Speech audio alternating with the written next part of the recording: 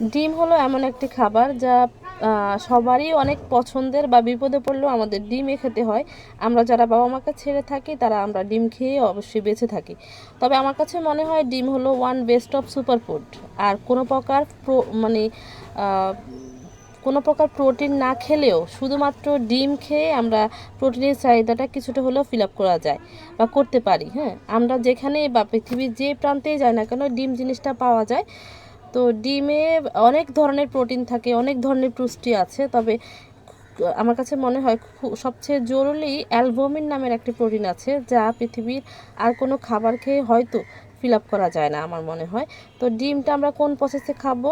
ডিমটা আমার কাছে মনে হয় ডিমটা বয়েল বা পোস্ট করে খেলে অনেক ভালো হয়। তো আমার কাছে মনে হয় ডিমটা আমরা অনেকক্ষণ যদি চুলার মধ্যে দিয়ে থাকি তাহলে এটার পুষ্টিগুণ তেমন থাকে না। তো আমরা সপ্তাহে প্রতিদিন একটা হলেও ডিম খাবো, সবাই ডিম খাওয়ার চেষ্টা করব। তো আজকের ভিডিওটি এ পর্যন্তই। আমার ভিডিওটি শেয়ার করবেন, কমেন্টস করবেন, জানাবেন আমার ভিডিওগুলো কেমন লাগে। আল্লাহ হাফেজ, ধন্যবাদ সবাইকে, ভালো থাকবেন।